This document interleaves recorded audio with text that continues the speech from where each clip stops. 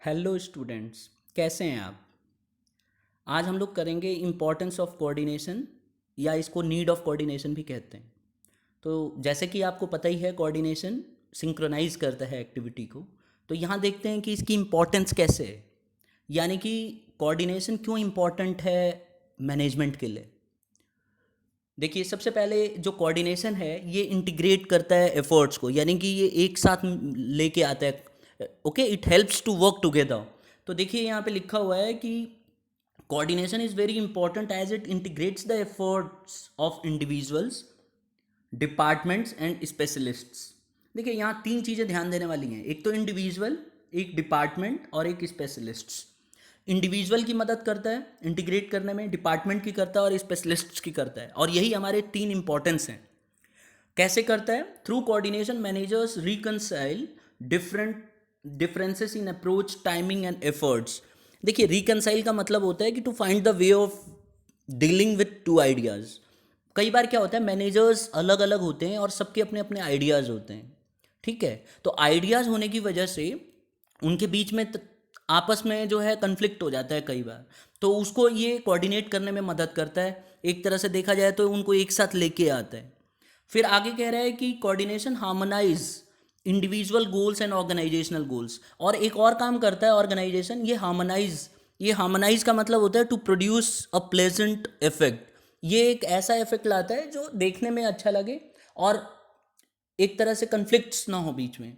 तो ये coordination harmonise करने का भी काम करता है। क्यों? क्योंकि आप देखोगे इंडिविजुअल गोल्स और ऑर्गेनाइजेशनल गोल्स में फ़र्क होता है। यहाँ देखिए, ये हाईलाइट करके दिखाता हूँ आपको, individual goals and organisational goals. अब आपने हमने पढ़ा हुआ है कि इंडिविजुअल गोल्स होता है, हर एक एम्प्लॉय का इंडिविजुअल गोल होता है ज़्यादा से ज़्यादा वेजेस कमाना, सैलरी कमाना।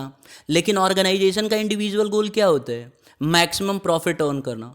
तो कोऑर्डिनेशन इसीलिए ज़रूरी है क्योंकि कोऑर्डिनेशन के होने से क्या होगा, एक प्लेजेंट इफेक्ट आएगा, यानी कि हार्मोनाइज होगा। तो आइए हम इसी तीन फीचर्स को, मतलब इस यही तीन जो पॉइंट्स हैं, ये हम इंपॉर्टेंस में डिस्कस करने वाले हैं।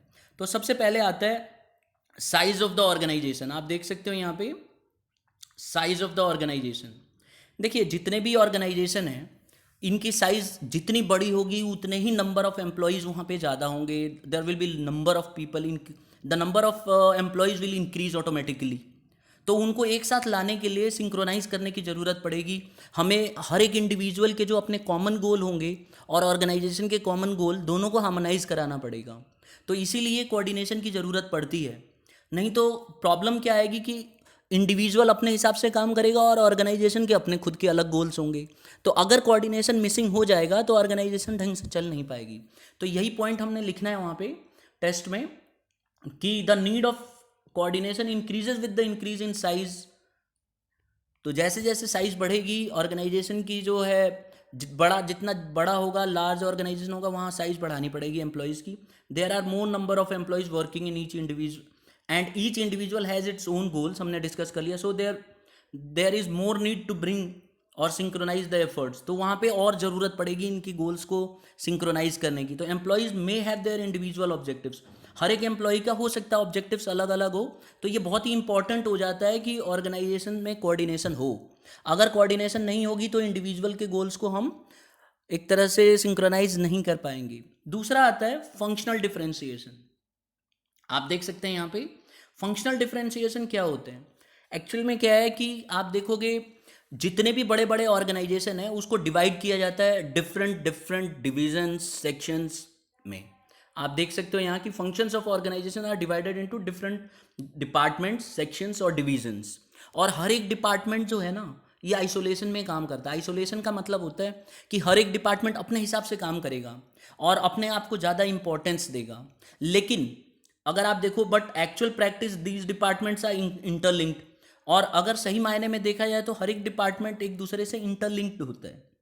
तो इसीलिए यहाँ पे कोऑर्डिनेशन की ज़्यादा ज़रूरत पड़ेगी।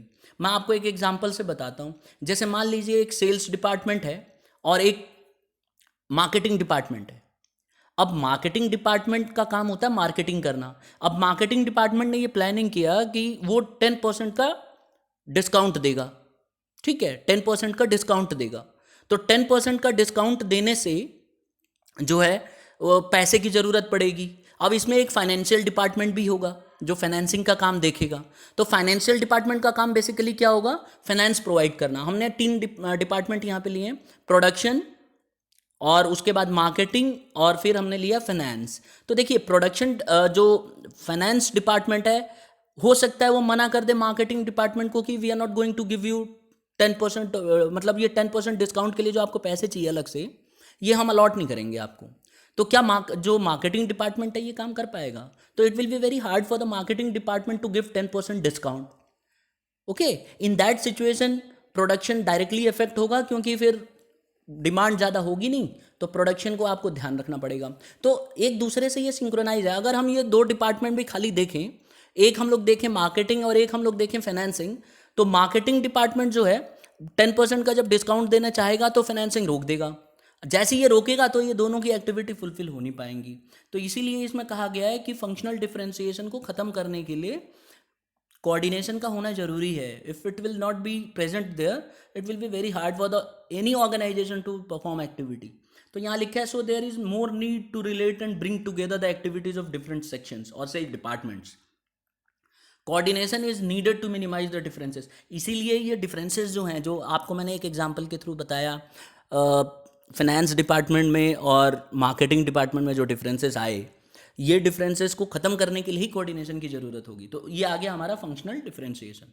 अब लास्ट में आता है स्पेशलाइजेशन। देखिए क्या स्पेशलाइजेशन में भी कोऑर्डिनेशन की ज़रूरत पड़ती है। अब देखिए स्पेशलाइजेशन में आप देखोगे जितने बड़े बड़े ऑर्गेनाइजेशंस होते हैं उसमें हाई डिग्री ऑफ स्पेशलाइजेशन आता है, क्योंकि किसी भी काम को एक अकेला आदमी तो कर नहीं सकता, इसीलिए उस काम को कई लोगों में बांट दिया जाता है ना। और कई लोगों में जब वो काम बांटा जाता है तो हर एक पर्सन अपने उस काम को लगातार कर करके अपने आप को स्पेशलिस्ट मानने लगता है, और उसको ये लगता है कि मेरे से ज़्यादा होशियार और चटक कोई नहीं है। तो इसीलिए वो क्या करने लग जाता है, अपने काम को ज़्यादा इंपॉर्टेंस देगा और उसे लगेगा कि जो मैं जैसे सोच रहा हूँ वो सबसे बेस्ट तरीका है। तो इसके बीच में फिर आपस में उन दोनों के बीच में झगड़ा हो सकता है और कन्फ्लिक्ट क्रिएट हो सकता है। तो इसीलिए जो है इस तरह के कन्फ्लिक्ट और केओस और कन्फ्यूजन को ख़त्म करने के लिए कोऑर्डिनेशन की ज़रूरत पड़ेगी, जिससे कि मैक्सिमम बेनिफिट हो। तो आप देख सकते हो यहाँ पे लिखा हुआ है कि इन लार्ज एंड मॉडर्न, ये this is modern, okay, in large and modern organization there is a high degree of specialization and experts feel that they are only qualified people who can take the right decision। तो उनको लगने लगता है कि हम ही एक qualified person है जो सारे डिसीजन ले लेंगे। तो इसीलिए वहाँ पे बहुत सारे नंबर ऑफ जो स्पेशलिस्ट हैं बहुत ज़्यादा काम कर रहे होते हैं, कई लोग होते हैं। तो इसकी वजह से क्या होता है, केओस एंड कन्फ्यूजन क्रिएट हो जाता है। तो इसको कन्फ्यूजन को ख़त्म करने के लिए हमें कोऑर्डिनेशन की ज़रूरत होगी, जिससे कि एक प्रॉपर डायरेक्शन में लेके जाया जाए, हार्मोनाइज किया जाए ऑर्गेनाइजेशन को। तो आई होप कि आपको समझ में आ गया होगा ये 3 इसके इम्पोर्टेंस।